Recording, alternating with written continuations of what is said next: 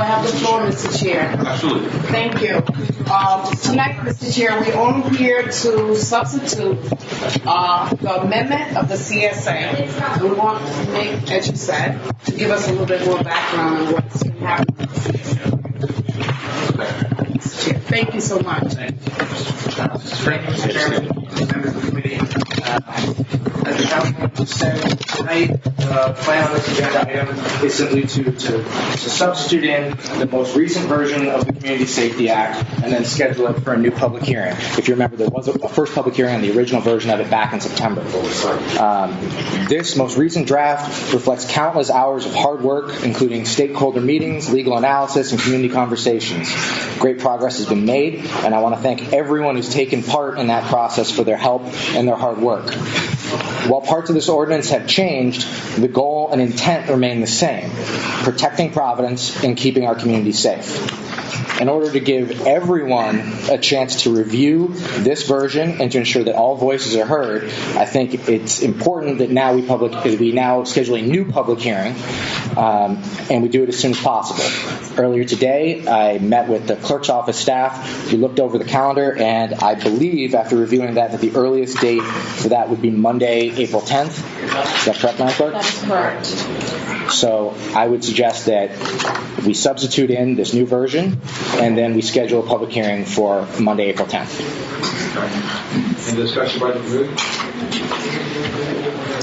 Let the record reflect Councilman Jackson is present. Councilman Corey is present. So noted. Mr. Chairman, if I may. Councilman Jackson. Thank you, Mr. Chairman. Again, as I spoke the first time that the Community Safety Act was in front of the Ordinance Committee, I again will speak and reflect some of the words that Nick from our office. He's put countless hours, days, and work into this ordinance that's before us now, and also he's worked closely with the coalition that brought the concerns to the City Council. He's worked closely with the Mayor's office. He's worked closely with the City Solicitor's office. We've had meetings with the Providence Police Union. We've had meetings with the leadership, the Colonel and the Commissioner of Public Safety in the Police Department. Again, I ask my colleagues to keep an open ears to this ordinance when we do have the public hearing. The last public hearing that Nick noted was probably in my years on the City Council, other than the Rising Sun tax stabilization that was took to the public, had the most participants. Over 100 people testified in regards to support of the Community Safety Act, and we worked together. And this is, again, I will say, in my humble opinion, a historical ordinance. Just as, remember, some of us that were around this table, we were proud when we established PARA. PARA was challenged in the court system, and we won. We wrote the ordinance that allowed us to protect renters and properties that were foreclosed on. We were told by banks, we were told by real estate agents that not one loan would be written again in the City of Providence. They challenged us in court. We won. That became a ordinance that other, as you know, cities and towns throughout the United States of America called us on and copied. Nashville, Tennessee being one, and then the state took it up 2 years later and made it state legislation. We were also challenged at one point for First Source. Some of us signed on and sued the City of Providence and sued the mayor for non-enforcement of First Source, and we were told we were going to lose that one too, and guess what? We won that one too. So again, I believe that when this is finally passed and supported by my colleagues and signed into law by the mayor, this will be something that other cities and towns throughout the United States of America will call upon our clerk's office and call upon our city council office to support throughout their cities and towns. If you read it, it's a fair piece of legislation. I think Nick knows it line by line. I know Nick can answer any question that comes up in regards to it. And more importantly to me, it's the way that government is supposed to work. It was a common, if this wasn't something that was one of us decided, we went online and we saw some other law that's happening somewhere else. This is something that the community brought to us, asked us to work on, and asked us to work on, not just as council people, to work on with the second floor, to work on with the police union, to work on with the police leadership. So again, I'm proud to be a sponsor of this, and I ask all my colleagues to support it and make sure that we listen with open ears to what the community is asking for, and that's what we're here for. Thank you. Thank you, Councilman. Let the record reflect that Council President Ponte is present. Councilman Igliozzi is also present. Councilwoman. So noted. So the committee reflect that this is set for a public hearing on April 10th. April 10th at 5:30? Yes, it's fine. Okay. Any discussion on that? We need a motion on that one. We need a motion to sub and then a motion to schedule. Yeah. Councilwoman. So Harris one is the chair. move the question of setting the hearing April 10th. 2017, 5:30 p.m. in this hall, seconded by Vice Chair Prince. Any discussion on this very non-controversial motion? All those in favor? Opposed? The ayes have it. Clerk, will read item. We need a motion to sub, please. Set. Motion to sub. Substitute. We need a motion to substitute, Mr. Chair. So moved. Harris moves to substitute. Substitute. Councilman Prince, 3 seconds. Discussion? All those in favor? Opposed? The ayes have it. And now we have to move it as amended. No, we can just continue it. All right, continue. Thank you. Harris, just continue. Continue. Vice Chair Prince continues. All those in favor? Opposed? The ayes have it. Next item. An ordinance and amendment of Chapter 2, Administration of the Code of Ordinances of the City of Providence, Article 1, in general, adding Section 2-18.6, City Investments and Contracts with Banks lending for the Dakota Access Pipeline Project. Okay, we did have some requests for some folks to testify. And I think we can probably afford them the opportunity to do that with the limitations, of course, because this is still a moving document and it's being examined by council members in various ways. So we want to make sure that we do it justice. And our doors are open. I know there's been some suggestions that we haven't been transparent. This is not a simple 1, 2, 3 kind of thing. This has impact, and I think that the council's always been sensitive to that. If our doors are open, we have to be judicious in how we actually execute a law that could impact other areas of society. That's important to know. So, if there's, we can probably select from either side, for or against. If you'd like to step forward, perhaps we can provide you an opportunity, 3 or 4 minutes apiece, to recognize the positions. Council President Ponte. Chairman, members of the committee, I appreciate the committee's willingness to begin this dialogue. I would submit that it is exactly that, a beginning to a dialogue. What is being proposed and what is being asked of the council to do is far-reaching, and it is not without its expensive consequences to the city. So I would humbly ask the committee, if it has yet to do so, to ask the internal auditor to provide us and the committee and the council a fiscal on what the cost to the city would be should the city begin the process or the council make a decision that we would support an ordinance that calls for some divestiture or some change in the way that we conduct our affairs. That is important for the council and the committee to know, as there could be, and I'm not presupposing that there could be some substantial cost to the city to begin to go down this path. So I applaud the committee for beginning the process of this discussion, but it's clear to me that we don't know all that we need to know. And before we take such a monumental decision, I think that we need to do so fully and completely informed. Well summarized, Mr. President. All right, do we have any individuals from either side of the issue? Because obviously we have some opposing view in terms of what is being proposed. Councilman Harris? Yes, sir. This is just for clarification. Will this be separate? Hearing, public hearing, this particular item? At some point, yes, but there's still a lot of information being collected that it will enhance and fill the kind of non-informative information the council's going to need to make a decision. Okay, thank you. It does have a strength in terms of what we've had. Yeah, Okay. thank you, sir. Okay. I know we have folks here from Citizens Bank are here. We also have folks that from the other side that maybe have an opposing view. If one or two want to step forward, just identify yourself for the record. We'll give you an opportunity to express your position or your opinion based on the proposed ordinance, its impacts, all those things.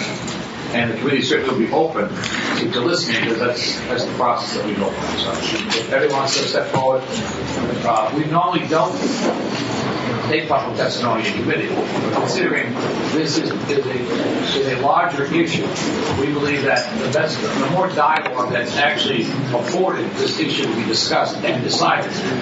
It's a good start here. We will be having a public hearing on this, as Councilman Harris has said. If someone wants to... I see that's Lori White, but she's ready to go. Please stand and be sworn in by the clerk. That would be me. Raise your right hand. Do you swear under penalty of perjury that the testimony that you're about to give is the truth, the whole truth, and nothing but the truth, so help you God? Yes. Please state your name and title for the record. Lori White, President, Greater Providence Chamber of Commerce. Thank you. We're going to try and limit it to the 3 to 4 minute mark. That provides us an opportunity to hear perhaps more people, and there can be some redundancy in testimony too. So, not to say that's a bad thing, but I'm sure that Yes. you're prepared to say something because you took time out of your day to do this. So, Yes. see, and then we'll have any questions for you as well. Thank you, Mr. Chairman and members of the committee. Again, my name is Lori White. I'm the president of the Greater Providence Chamber of Commerce, and the Chamber has long worked to advance the development of the business community in this area and the cultivation of a vibrant economy in Providence.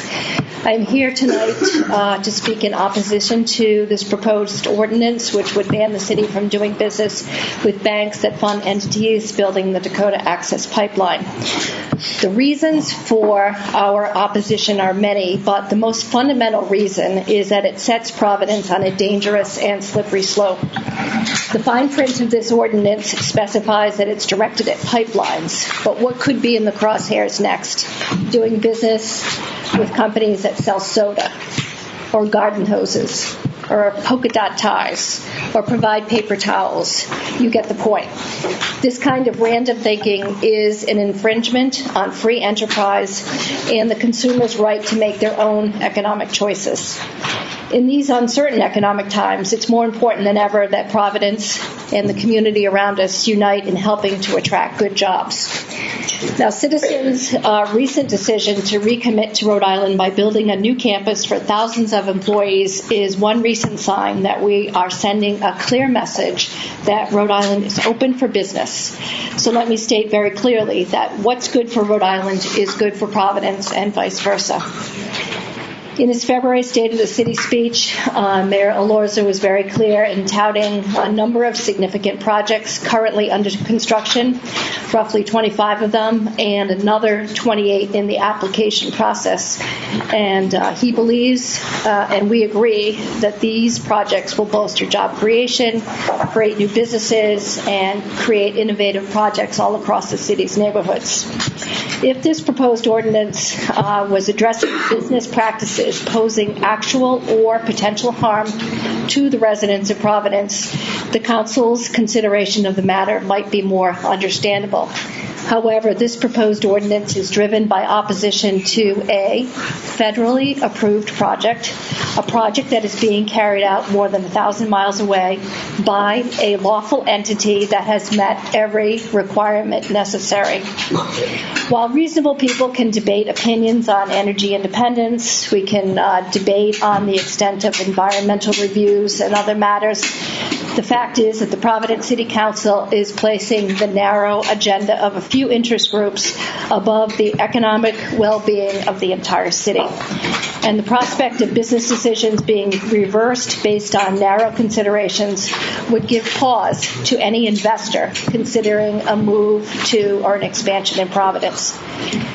The City of Providence's economy, as we are all well aware, remains on very fragile fiscal ground.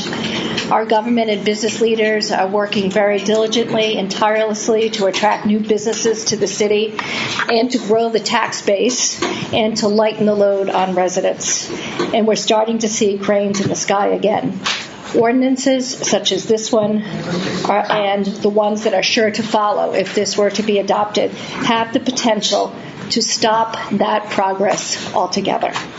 In summary, we believe that this ordinance should be rejected by the committee so that we can turn our collective attention to promoting the financial well-being of all residents living and working in the city and ensuring that free enterprise and free markets are respected in Providence. Thank you. Thank you, Mr. Chairman. Is there someone from, perhaps, is there a question? Sorry, Council President Pro Tem. Mr. Chairman, I have a question. Is the sponsor of this ordinance present today? No, Councilman Yuri is not here. Okay. Have he communicated with you? No. Thank you.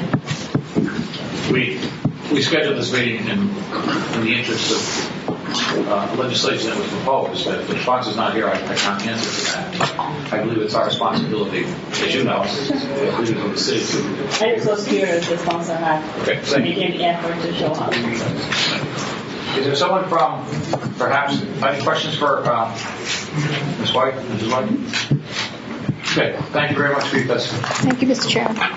Is there another person for perhaps an opposing view? Because I know we have both sides here. If they'd like to step forward, take 4 or 5 minutes to present the opposition to, or the support, I should say, strike that, support for the ordinance. Mr. Chairman, Randy Noka, Mayor against the Indian Tribe, Councilman. You want to step over here and get sworn in?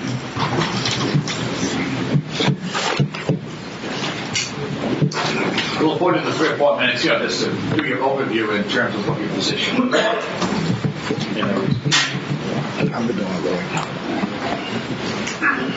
Sir, please raise your right hand. Do you swear under penalty of perjury that the testimony that you're about to give is the truth, the whole truth, and nothing but the truth, so help you God? I do. Please state your name again for the record. Randy Noka, Narragansett Indian Tribe. Good evening. Thank you, Mr. Chairman. If I could qualify in just a few minutes, thank you for your time. I think, for the sake of myself anyways, a little bit disadvantaged as to we weren't expecting public opportunity of testimony, and we do have others that aren't present at the moment, but certainly looking forward to the public hearing, and hopefully the committee moves forward with that opportunity, because there's reams of information and things that we want the committee to consider with this ordinance before they make that decision. But all due respect to everyone, and I see the signs, and this is not just a business issue or concern that we raise, the No DAPL group, if you will, the mindset, the heart. This is a violation. This is a recognition of violation of indigenous rights. The people of Standing Rock Sioux Tribe in North Dakota. The pipeline that some folks may look at it so simply as it's a pipeline and it's a business venture and all. It's much more than that. Who in this room would want to see their ancestral grounds, their burial grounds of their family desecrated? That's what's being done with this pipeline on the part of the Standing Rock Sioux Tribe. The pipeline's going through their sacred grounds and burial grounds.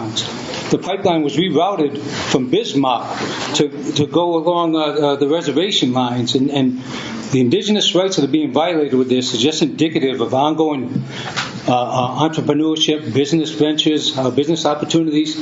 The rights of my people, much like we saw the past Community Safety Act, it's the right of an indigenous people that have to be considered too with these business ventures. No disrespect to the Citizens Bank. They have an opportunity to make a decision, yes or no, as to whether they get involved with these ventures that are violating people's rights. They have an opportunity to make divest their interests or their funding of these opportunities. This is not a disrespect to Citizens Bank. This is an acknowledgement of what's being done, what's being perpetrated, the continuation of misgivings, of violations of rights, And then certainly the environmental concerns that are not being recognized. How can it be so casually and easily rerouted from Bismarck, but no considerations of the indigenous rights of the Standing Rock Sioux tribe? They've been out there fighting this tooth and nail in winter encampments. And by the way, there's also the desecration of the women. They call them man camps. The women are being violated by these folks, these workers that are in these pipeline opportunities, how they go about constructing things. The women, they're desecrated, the sacred sites are desecrated, the burial rites. Who in this room would stand silently and watch their burial grounds desecrated by a pipeline or a building? I dare say no one would allow that to happen to their people, their family plots, their whatever it is. But that's part of this. It's not just a pipeline. It's not just a business opportunity. It's a desecration and degradation and the continuation of the historical ways of how the indigenous people have been treated. As a member of the Narragansett Indian tribe, that's in part why I'm here tonight. But others were prepared to speak on this, the environmental concerns. Water is life. It's much more than just a pipeline. It's much more than just a divestment of, from this case, Citizens Bank. Citizens Bank is making a conscious decision to support this. And dare I say they can make other decisions that can bring in just as many opportunities of funding or lucrative opportunities for their shareholders, for business opportunities, for work. They have other opportunities. It doesn't have to come at the expense of the indigenous people, in this case, the Standing Rock Sioux tribe. And Mr. Chairman, again, if the public opportunity of hearing is still going to be scheduled, we look forward to that. We will send any and all information that we've created so far. If the things haven't been sent, we're more than willing and welcome the opportunity to provide additional information. Not just my testimony here tonight and others that might want to share now. There's much more to it than just a pipeline and a business opportunity. Thank you. Are there any questions for? Thank you. Thank you.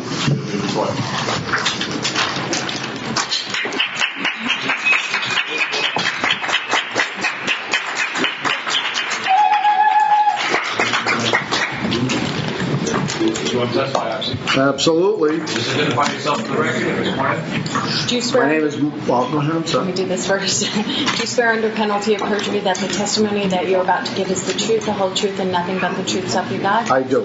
Now please state your name for the Michael F. Sabatoni. I am president of the Rhode Island Building and Construction Trades Council, representing 16 trade unions, close to 10,000 members throughout Rhode Island and in the vicinity, as well as business manager of the Rhode Island Labor's District Council, which also represents an additional 9,000 plus workers, 3,000 plus work for the City of Providence and Labor's Local 1033. And I am here today to express my strong opposition to what are we doing here today with an ordinance such as this, with a company that's been here for almost 190 years, for a specific issue to laser a company, to penalize them for having an investment in a project, an energy project which is across this country has been a hot button issue. It also suggests that if you look at your own investments in the City of Providence pension fund, the State of Rhode Island Retirement Fund, my own private retirement funds that we have, there's a portion in every single portfolio in your own individual money market accounts and things that you put in passive investments, have investments in energy stocks. So what's next? Are we going to come here next week and we're going to say that we want to put and divest the Providence Pension Fund out of energy stocks? We're going to go to the state, which has almost 2%, which last time I checked and I spoke with Treasurer Magaziner prior to this hearing, made close to 40% in the last 2 years. You have different allocations in those funds. You spread it across a long array of different asset allocations. We're going to stop that. We start here and then we move on. Energy is not an easy subject. Going forward, at some point, and we're in issues across this state. We've got issues in Burrillville with a power plant. We've got issues with the water system. We were here a few weeks ago, Providence Water. This is just another attempt to strategically utilize leverage to penalize a good corporate citizen that's made its home here in the state of Rhode Island for one specific issue and one specific project. This is not a universal ordinance. This ordinance is aimed directly at Citizens Bank for one issue. As a disclaimer, let me just say, as the chairman of the Rhode Island Laborers Benefit Funds and the chairman of the Rhode Island Laborers Pension Fund, 2 months ago, we voted unanimously, Board of Trustees, to bring $350 million back to Rhode Island and use Citizens Bank as our custodial services in addition to our treasuries. Taking that business for other reasons in addition, not only because of their insistence and commitment to Rhode Island and building a brand new campus in Johnston, Rhode Island, putting these guys behind you to work who have been out of work for years, real faces, real jobs, real economic development. $350 million from State Street Bank in Boston back to Citizens Bank in Providence. So the private sector is doing its job. Commend President White for being here as well. There are quite a few instances where Labor and the Chamber are on the same page, and this is definitely one. This would send an awful message from this city to start to get specific and start organizations and activism to get specific and start to laser where they pick and choose. And if you vote on this ordinance, you know what's next? Your own pension fund. And then the state after that.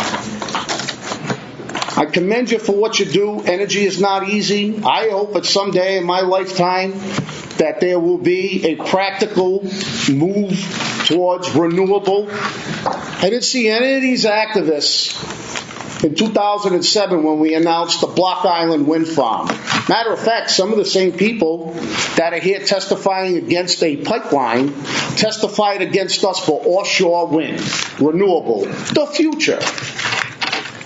I don't see the activism no turning into yes. So if you really want to get something done, to my activism friends, join me in trying to pursue renewable energy, offshore wind, solar, instead of fighting us everywhere we go.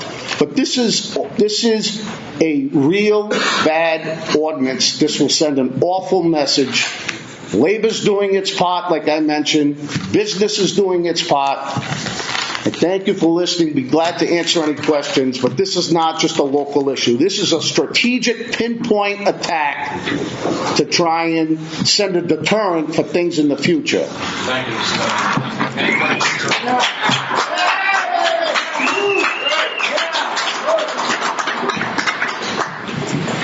Thank you for your testimony. Thank you, Mr. Chairman. Is there anyone else, perhaps as an opposition, you just come up? Identify yourself for the record and be sworn in by the clerk. Please raise your right hand. Do you swear under penalty of perjury that the testimony that you're about to give is the truth, the whole truth, and nothing but the truth, so help you God? I do. Please state your name for the record. Kate Shapiro. Would you like me to spell it? Please. First name is Kate, regular. Last name is SCHAPIIRA. Thank you. You have just about 4 minutes or so Perfect. to present your case. Okay? Thank you. Thank you. So I have a rhetorical question, which is, what is it? I wonder what it is that the people who have spoken on behalf of citizens think that we want or that we're trying to do. Our goal is to avoid contributing to the kind of damage that Councilman Noka spoke about. Our goal is to help the city of Providence move into the energy future. People talked about choices that corporations make. Citizens could invest in solar. Citizens could invest in offshore wind. They have made the choices to invest in these fossil fuel projects that rip up communities that pollute the water and ultimately will pollute the air. And many banks, as a matter of fact, I don't have the list with me, I'm sorry, are pulling out of these projects, have chosen to pull out of these fossil fuel projects and to invest in other ways because they're concerned about the contribution to environmental destruction and to other violations of rights that these projects incur. We would like to see Rhode Island money stay in Rhode Island and be invested with banks and credit unions that are based here. Citizens certainly has had a long presence in Rhode Island, which I respect, but they're not a Rhode Island company. The money doesn't stay here. Headquarters are here. Headquarters are here. I apologize for my mistake, Mr. Chairman. We would like to see the City of Providence support renewables. We would like to see the City of Providence support Indigenous rights, and we would like to see the City of Providence support clean water and clean air for everyone. Fossil fuel projects contribute to the kind of pollution that eventually affects us all. And that's the last thing that I want to say. Thank you very much for your time. Thank you. Mr. Shapiro, can you just state your address for the record as well? Of course. It's 4 Brighton Street, Brighton, Providence 02909. Thank you. Okay, is there another fire in favor? Opposed? Try to go back and forth. Yes, I'm stepping up for the opposition. State name for the record, please. Scott Duhamel. Do you swear under penalty of perjury that the testimony that you're about to give is the truth, the whole truth, and nothing but the truth? Yes. So help you God? You got it. Please state your name and address for the record. Scott Duhamel, which is Duhamel, 155 Colonial Avenue, Cranston, Rhode Island. Thank you. I'll be brief. Well, I admire what the proponents of this. I see the higher moral ground and I see the bigger picture. I think in essence, it's a terrible message to be sent. I think it's an anti-business message. And I'll tell you why here. I'm the Secretary-Treasurer of the Rhode Island Building Trades, by the way. As Michael said, we represent over 10,000 men and women who perform construction in this state. The evil empire, Citizens, is not an evil empire. They have been friends to us, to Rhode Island citizens. They have a policy for all the work done at their branches, offices, buildings has been done by Rhode Island companies, Rhode Island workers, and largely, maybe it's a secret, largely union, which means they pay people the correct amount of money. We've had members working at Citizens for years and years. Our members have relatives who work at those branches, work at those offices. We see Citizens as someone you'd want in Rhode Island, as the kind of corporation that you would aspire to be. And I think whatever the intentions are, this resolution sends a bad message. You attack one of the few banks in Rhode Island that has these kind of policies, and you show an unwelcome mat to Providence and Rhode Island, an anti-business mat. I think this is the wrong way to go. While I applaud the intentions of those who propose this, I think it's absolutely a terrible message. And the reason we're all here is because we're all about jobs. And Citizens has continually provided our people with jobs. And we hope to see them stay here and continue to provide our people with jobs in the future. Thank you.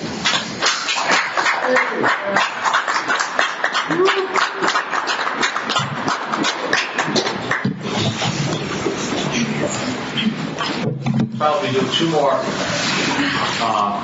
testifiers, one in opposition, obviously, and then one in favor, and then we can discuss it further, because we will continue to research this and continue to receive information because we're dwelling on the decision. So if there's someone else who's in opposition, or in favor, that you would step forward and state your name in the record and be sworn in by the clerk. Raise your right hand. Do you swear under penalty of perjury that the testimony that you're about to give is the truth, the whole truth, and nothing but the truth, so help you God? I do. Please state your name and address for the record. My name is Justice Gaines. I am speaking. Welcome to the committee, and you have like 4 minutes to speak. Great, thank you. I'll be speaking in favor of this bill. I work with Rhode Island Jobs with Justice. I want to say first to respond to some things that labor is not united on this issue. The CWA as well as the SEIU National has released statements in favor of the Standing Rock Sioux tribe and their opposition to this pipeline. So labor is not in favor, is not all together on this issue. I just want to make that clear. 2 years ago, the council signed or passed a resolution that supported divesting out of fossil fuels. And so some of the things we're hearing today is that this is not a local issue, so we shouldn't deal with it. And then we have these slippery slope arguments about if we start divesting here so pinpointed, what are we going to do? But we have to pay attention to the slippery slope we're already on. Indigenous people's rights are already being squashed. Their burial grounds and much of their land has already been squandered. I want to look around the people in the room holding these signs about we support Citizens Bank. If someone said in order to get a job, they had to uproot your grandmother's grave, would you still take that job? If someone said that in order for you to be able to work, they had to desecrate your church, would you still take that job? Nobody's saying that. Except that's what's happening, right? And so that's the thing. And that's the problem with this pipeline. And it's not only this pipeline. Citizens isn't only involved with Dakota Access Pipeline. They're also invested in Bayou Bridge Pipeline in Louisiana and the Trans-Pecos Pipeline in Texas and the Marina East Pipeline in Pennsylvania. There are multiple pipeline projects that they're involved in, and this isn't about energy. This is about how these pipelines are being used to desecrate indigenous land as well as create environmental hazards that they're well aware of and that they don't really care too much about. During the pipeline protests back in December, within, I believe it was like 1,500 miles, there was a huge oil spill that the company covered up because they didn't want that getting out while there was these pipeline protests going around. And we have to think about the people involved with this project, or the people involved with Dakota Access. Because the reason we need jobs is because we need people to live. If these pipeline projects are desecrating people's lives, destroying people's access to clean water, destroying people's access to their own spirituality, destroying people's access to have a life, then the jobs don't mean much, right?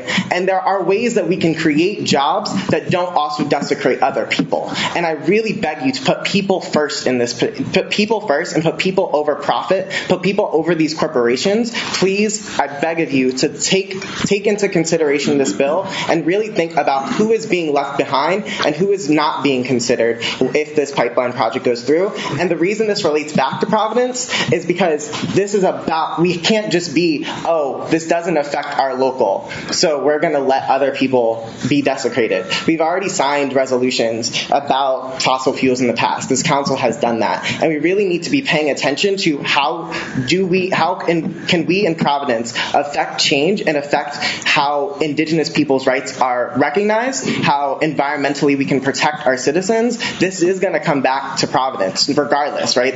Global warming, indigenous rights are not things that are only in South Dakota. They also happen here, and we do need to pay attention to that. Thank you.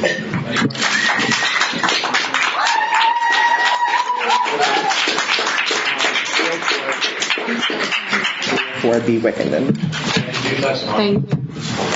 We have another person who'll be elected witness. Thank you, Chairman. Opposition to this closing question is one. Do you swear under penalty of perjury that the testimony that you're about to give is the truth, the whole truth, and nothing but the truth, so help you God? I do. Please state your name and address for the record. William Farrell, 11 Sefton Drive, Cranston, Rhode Island. I'm here on behalf of the Rhode Island Bankers Association. I have written testimony to submit to the clerk as well. I'll keep my remarks brief. I think a lot of this was touched on, but one thing I did want to just underscore. You get into a slippery slope when each municipality starts to regulate exactly who a bank can and cannot bank with.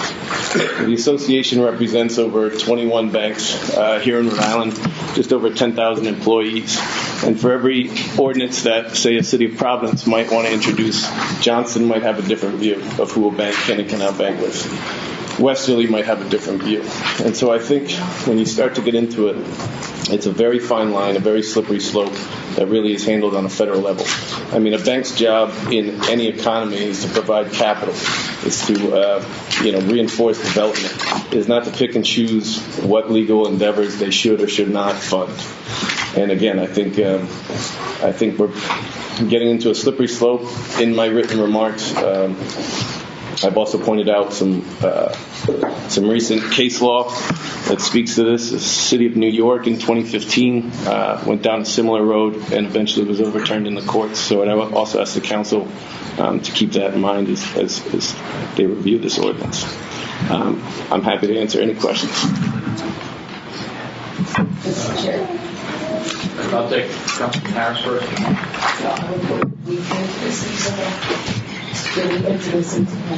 Yes, if there's no objection, enter the correspondence received from the Rhode Island Bank Association as an exhibit. I think that would be exhibit A because we have no others. That is correct. It's moved by Councilman Harris, second by Vice Chair. Vice Chair, all in favor? Both sides have.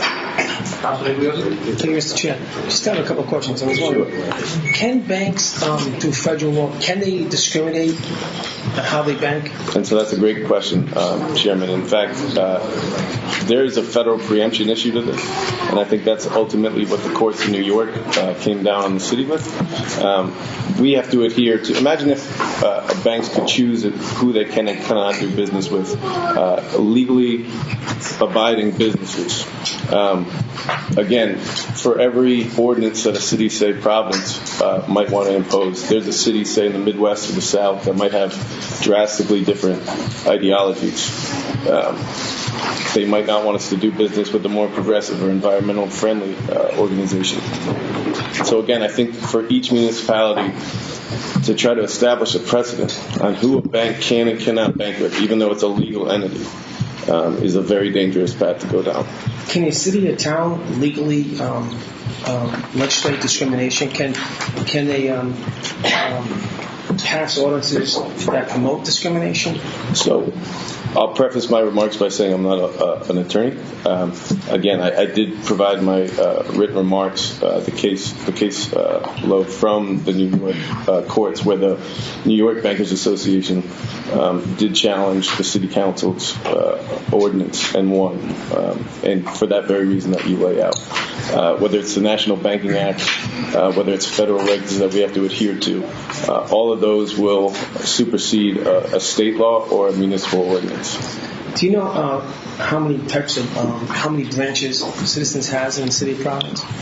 I can't speak to Citizens, but I can say that the Bankers Association as a whole, of which Citizens is a major provider. Again, we're talking over 10,000 employees statewide for the Bankers Association.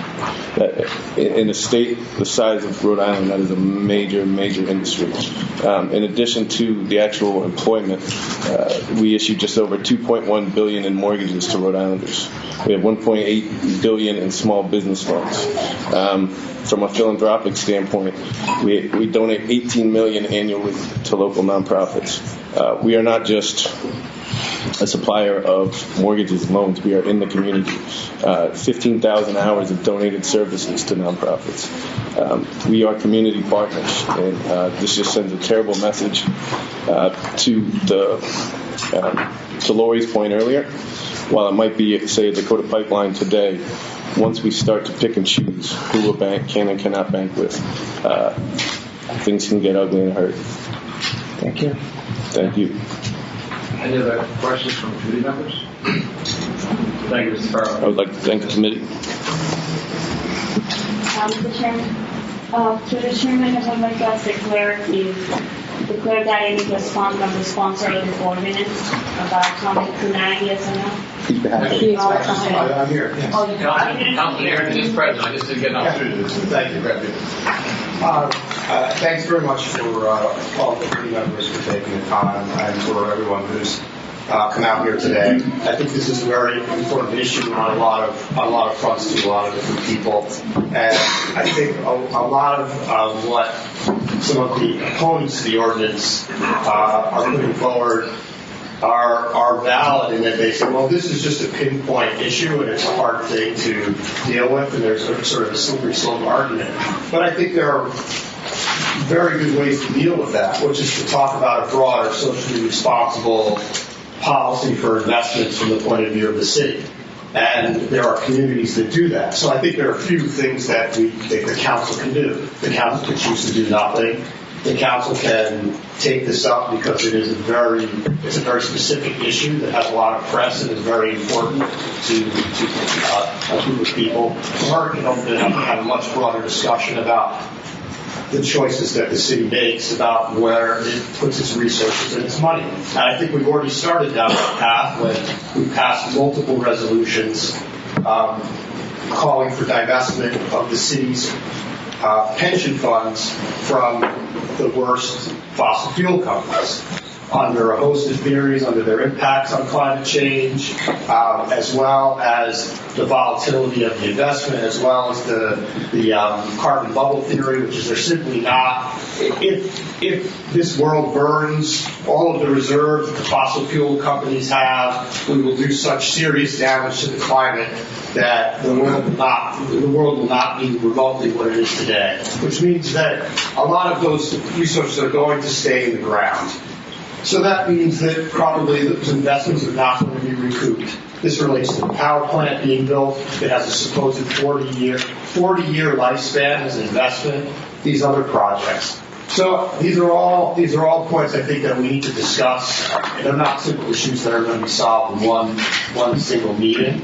But I think that the way to go is to looking at a broader socially responsible investment policy. But I thought this was a good way to start the discussion. And if the council chooses to deal with just this issue alone and have another discussion another day about that, the broader issue, then that would be great too.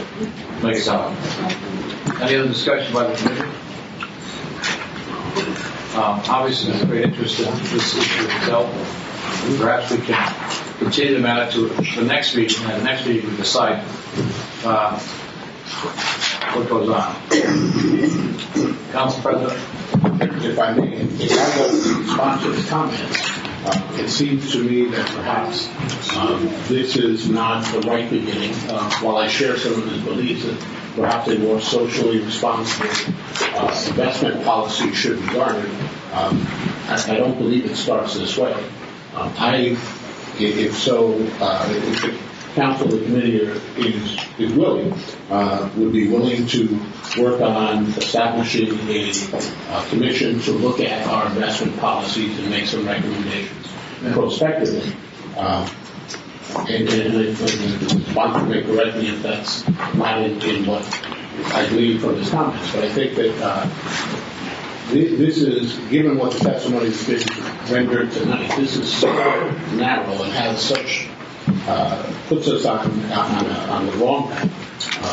I'm not sure that this should, that the committee's time is well used pursuing this particular ordinance. I think a better use of the committee and the council's time is to, as the sponsor stated, have a much more lively dialogue about a broader set of principles for progressive investment. Well, as a lawmaker yourself, that's a very decent way of looking at it. It is a fair approach to it. That could happen. I would respond to that. I wasn't suggesting that the ordinance that I put in was not one of a menu of options. So I think the notion that we should continue discussing this, that's not what I suggested in my comments. I just understand that there are actually you said that we should continue for the point. Yeah. Which is fine. It's I guess we can debate and argue as to what's the next step and how you actually expand the organizational thought as to what happens here, what the impact is, so that we get the most truthful, substantive, substantial testimony that sort of decision can be made, because this committee has to make a decision, and the council has to make a decision, and the mayor has to decide as well. So it may seem to some, I'm not suggesting in this room that it's simple, it's not, it's complicated. There's a lot of issues that are at striking distance between each other. So that has to be considered. But Council President Infante, I think that is a very nice idea. We could, by ordinance, create, certainly by your authority of appointment, is to create a commission to look at fundamentally what is our broader view, our perspective, our policy, and how we invest in banks, what they do, what we would expect, not expect. All those things can be put together as a collection of ideas And really, navigationally, are we going in the right direction? Is this fine? And perhaps we could settle some of the matters in far more depth. And the committee would be able to achieve simply having a meeting, which I think a lot of people think we're going to have a meeting, but this is not just like, this is not 10 items of lessons at the supermarket. This is a larger parallel things going on. So I think that's why they, at least certainly as the chair, calling the meeting, certainly the committee, that this is a larger issue, substantive. And I don't think we can make a snap decision. I think, Council President, I think that's very intelligent and a great move. And I would certainly co-sponsor that with you. If you establish a commission, let's look deeper into this. Because these are not simple issues. I think that is absolutely insightful, Mr. Chairman. As you know, all of these actions have a reaction, have a consequence. And we need to balance our social conscience with what we are charged to do. We are investing pension dollars. We have a responsibility, an obligation, and a duty to those pensioners, those who are retired today and future retirees, to ensure that the promises that we agreed to them are kept, that pension fund continues to provide those folks the type of retirement that we promised them. And while I understand that there is a social side to it, there is a balancing act, and I'm not sure that this, at least with this ordinance, will be able to address that balancing act. I think it's a much broader discussion, a much broader conversation, and a rival in some principles that balance those two obligations out. So I'd love to work with whomever on the council, yourself, the chairman of the committee, to really begin that dialogue. Thank you, Mr. President. Any other comments by Commissioner? There's no objection. Councilman Prince will move to accept Exhibit B, which is the testimony of Lori White from the organization of the Chamber. Second by Councilman Harris. Okay. All in favor? Opposed? The ayes have it. You have the exhibit too. I do. Just to make sure that you formalize it. Any kind of testimony, whether it's written or oral. And certainly, Mr. Tony, if you have something written. Mr. Chairman, just as a point of order, but for the record, I did submit a copy electronically. I wasn't certain if I was going to be able to attend this evening, but I will make sure to give you a copy before I leave. But I did submit it electronically this morning to the council and to the committee. So I would ask if that was indeed received to also be attached to the record. Okay. You did submit something, Michael? Electronically this morning. Fine. There's no objections on our table. We can do it in form of motion that be Exhibit C, based on the testimony of Mr. Michael Sabatoni, and we'll add it into the record so that everything is formally received in terms of written form. You can have the copy with all my notes. No, we don't want that.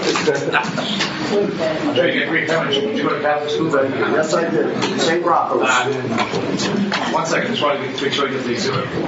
Vice Chair Prinsby moves to accept the testimony sent electronically. Mr. Sabatoni, second by Councilman Harris. All those in favor, opposed, the ayes have it. Councilman Igliotti. Thank you, Mr. Chair. As you all know, that I'm actually a member of the Board of Investment Commission, and for the past decade, I've been part of that whole process. As you know, I asked my council colleagues, and of course people who are involved, we have to be extremely cautious in how we approach this investment conversation. As you know, the city of Providence's pension system is 24% funded. That means 76% unfunded, over $1 billion of unfunded liability, and that's not going to change. The fund that the city has is not a fund that if it will go to zero, it's just simply eventually when it will go to zero, and eventually the city will become closer and closer to the sense of a pay-as-you-go system for people who receive pensions. And the investment company that does it, they've done an excellent job with the amount of money. Just to give you a sense, they took over the investment, because prior to that, the investment was done by, I'm going to put it, amateurs. In the city of Providence, 20 plus years ago, I had a company in the investment. They had about $300 million back then. And what do we have now? About $300 million still in the account. They've done a very good job of investing and getting a great rate of return. But the problem is that the unfunded number is so great, you can never get a 25, 27, 30% rate of return guaranteed for the next 10 years, or 40% to even get to that $1 billion number. So I just ask my council colleagues, as we move down, if we go down this road, that we have to realize that we have a professional company. They've done a phenomenal job. By the way, their rate of return has beaten the state's rate of return for the past, 20 plus years. We've beaten the S&P the past 10 years. And it's how they invest. Now, I know I'm not going to get caught up in get caught up in, puppy dogs and all those stuff, and it's all important issues. But for the taxpayer themselves, we know the city of Providence, well, over 40% of our property is non-taxable in the city of Providence, which has grown the past 10 years, probably from 30s to the 40%. So our tax base has shrunk dramatically. Our working class has shrunk dramatically, and the people that live in the city of Providence have a lot of needs, and they can't afford to pay a lot of taxes. They are not folks. I represent a neighborhood that's really diverse, and I'm proud of that, but also economically challenged. They work 2 or 3 jobs, and they are trying to keep food on the table and make their mortgage or their rent. It's really difficult for them. So we don't have a massive tax base that's able to handle the repercussions of policy decisions, or the vagrancies of politics, which could then create a negative impact, which can increase greater taxes to the constituents that I represent. And I want to make sure we are very cautious in our movement, because when we start talking about this pension system, this pension fund that's unfunded, and if we move around too many pieces, we potentially could end up seeing the abyss a lot sooner. So I just ask my colleagues to be we step cautiously, and we approach it cautiously. If we go into create a committee, I guess, and I would suggest that we should probably do that before we make any other additional moves, if you really want to vet this properly. And so I would suggest that even at this point, you probably shouldn't take any particular action until at least, if this is what President whatever he's looking to do, have the proper committee, have the proper experts. And this has serious financial impacts. All the social issues that people are talking about, issues are very important. But the main part of the ones that I'm focusing on is my constituents who really make ends meet, who work 2 or 3 jobs, who pay high taxes, car taxes, and I don't look forward and I don't envy raising their taxes for an issue that at this point immediately for them it's life or death right now, keeping their kids in school, keeping them out of harm's way. I'm very concerned about that. I don't want to put an additional burden on my constituents if I don't have to. And if we are going to do it, we need to really explain to them why we're doing it, and make sure they accept why we're doing it, and make sure they're willing to take on an additional burden. Also the small businesses in my neighborhood, eking a living, the clothing shops, tailors, small convenience stores. These folks are not making millions and millions of dollars, but they are paying their fair share to the city tax. So I just ask that we to be very cautious how we approach this, and we can address, there's other ways to address these social and environmental issues without having a financial detrimental impact on the city's finances or the tax base of Providence. Thank you, Mr. Chairman. Any other discussion? Actually, I'd like to add something to it. You're seeking? Yes. I just want to address some of the things that my colleague said. I agree that we need to be very, very cautious. But at the same time, I think we need to hear from experts that talk about what the real impacts are as a result of socially responsible investing. I think the case is being, with all due respect to my colleague, overstated, and there are a number of people that state that you can get the same returns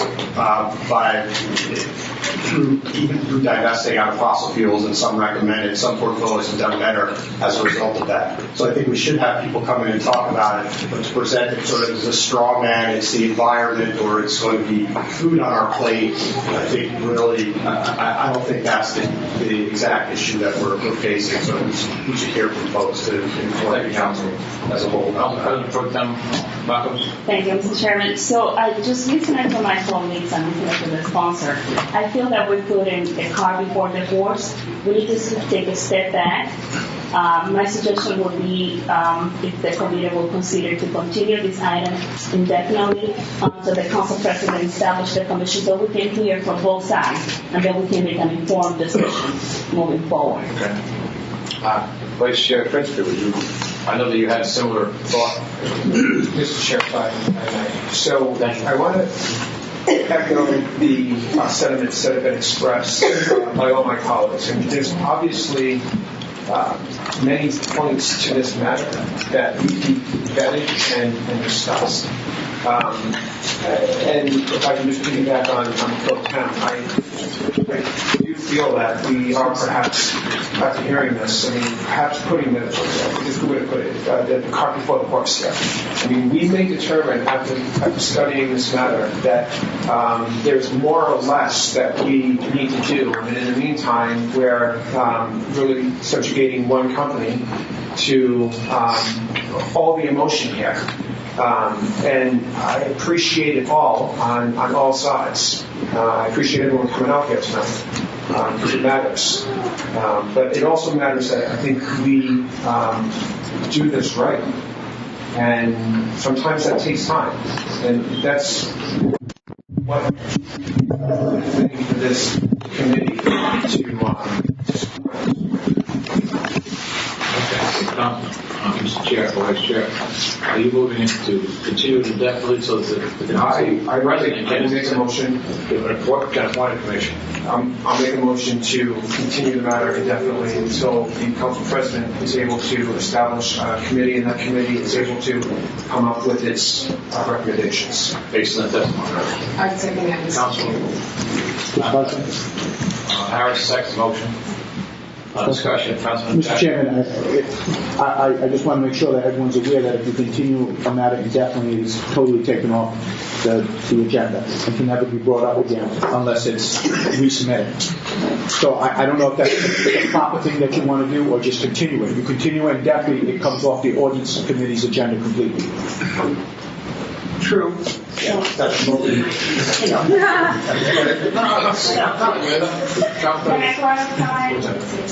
that was what I thought was the right decision to do, because we need to have the commission that the council president is going to assign so we can study the items. So that was my original thinking. So I'm not sure that's the thinking of the majority leader when you put the over. I feel like that after the commission presents its findings, that there's going to be a new matter that's before us. So I think it's a moot point, a valid point, but a moot point.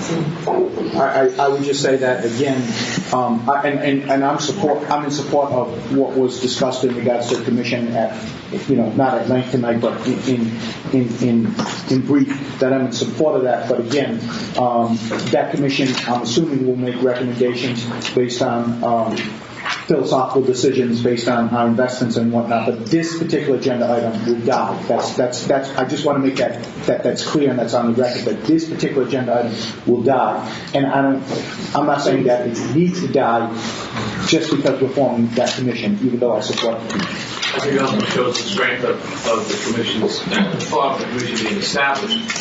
Based on the testimony that I've received, and I've been here a few years, it's deeper. And I think Council President Pro Tem Mathis is correct. The cart is before the horse. And I think the motion for me would be appropriate. The commission's findings, then we have a better decision. We're kind of like hanging on the runway. We're not halfway down the runway to take flight here. And I think we have to make sure that we're well equipped to do that. So I respect your opinion, but I just disagree with that being the. That's fine.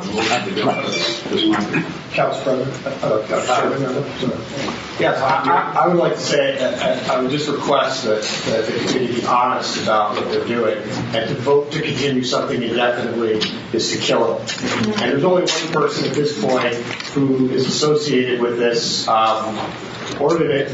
This ordinance is the sponsor, myself. No one else is on the record about this, which is fine. It came into the committee. It could sit here or not. If the committee chooses to kill it, if that's what you want to do, then by all means do it. But that will be on the council, and on the committee for doing that. It is pretty unprecedented to continue something indefinitely unless the goal is to not have to move forward, and it will necessitate something being reintroduced again. So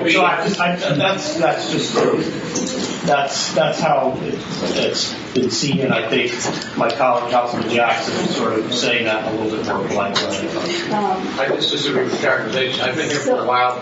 Those things have been brought back out of that status when they've been called by the council to do it. Council President. So no one is stopping you, or even I will do it together with you to reintroduce the ordinance after we have the commission. That's not going to stop us from doing that. Okay. I'll put it next week. But after the commission. Okay. After the commission, that's the point. After the commission, give us recommendation. And you're right. I think the thoughts and the valuable information that can be attracted to and associated with this, we'll get a report. I have every trust in the council president to make the appointment to the commission. It's properly balanced. It's reflective of what we're listening to, what we're actually thinking. And I think a lot of people in this room are thinking about their position. So I think the commission probably could basically codify or organize in such a way that it's so presentable that here's action you can take now, yes or no, kind of thing. And I think the commission can probably dig deeper so that we'll have the value. I don't consider it dead company here. That's not what's in my head in trying to achieve this. But I don't think I've done that before in my 19 years of the council. I've chaired almost every committee. It's in me. I can bring it back up. It's so it can be done. Councilman Harris. I thank you, Councilman. I really appreciate the decision that we have came up with tonight. I think it's very important that we taking this very seriously, and the decision that's made. I think with the lack of information and lack of knowledge what I have, I cannot honestly decide and have a really transparent and a real honest way of contributing without a little bit more. I really am very much interested in this project. I'm very much interested in the ordinance itself, but I would like to know more. I want to make an honest decision at the end of the day, so I appreciate that as a sort of new to the council. I definitely want to make sure that I'm doing what's right. So thank you for being able to consider this. And I don't think, Councilman, that this is all over. I think it's fair for us to be real about what we're doing. So if you don't mind, I really appreciate that as someone who needs to really dig, because I really care about what it is that people care about. I want to make a right decision as well, and not, balance it off. I think what was said tonight really convinced me to every action there's a reaction, so I don't want to be one of those people who just vote just to be voting, but I want to vote with my heart and with my honest decision. And so I think the commission would be a great start. And I would like to participate as well in the commission. So thank you. I would also add, Chairman Guthrie, I would just add that if you look back in the files of the ordinance committee, there are still proposed ordinances there that regulate payphones from the 90s. I mean, what I've suggested is that there's really no need to actually kill the item, because it can sit there, and if the council never acts on it, it will be there for perpetuity. But, that's... I'm sure there are probably things that drive the Williams. You also chaired ordinances. I served on ordinances. So you can't blame me every 1997. But there's something there that obviously was important. Yes. That I was very. Councilman Pro Tem? That, you just said what I wanted to say, exactly. That the sponsor has been the chair of the ordinance committee, so he could have taken care of it. Save energy, save time. Mr. Chairman, I feel that if we were killing this ordinance, the motion would be to disapprove, to reject it, and it's not. The motion is to continue it indefinitely. And in the meantime, I think we're putting a good foot forward to have a real broad conversation on this very important matter, to craft a proper response from this council. I feel that we're proposing the right thing here, given the circumstances. We have two respective positions are opposed because of the pipeline issue. I can say, I can disclose here publicly because I don't think it's any secret that I'm a customer of Citizens Bank. I understand the people they employ. They've been in Capitol Center. So it's not an easy decision. We go back and forth, but I don't want to discredit the positions that have been expressed. But I also want to disclose that I understand the issue, but I also understand Citizens' operation in Rhode Island. I'm glad they're here. I'm glad we have the other banks, Bank of America. All those things are all inside here. I think that the commission can come up with a decent response in terms of the equity of their knowledge. All those things can come into play. Get a decision that we are properly educated on, that we can actually act on, and believe that we're doing the right thing as lawmakers of the city. I think to summarize all of it, there was so much discussion, but that's kind of where I sit. So, I'm Council, the Vice Chair's motion to continue indefinitely, and relying on the Council President to establish, the City Council will establish a commission where the Council President has the power to appoint, to render the decisions based on testimony that's been accumulated inside this meeting. Is there a second? I have a second. Second by Councilwoman Harris. Discussion. All those in favor? Being no further business before the chair moves to adjourn, I'll take by Councilwoman Harris. All those in favor? Residents, remember this when they come up for re-election.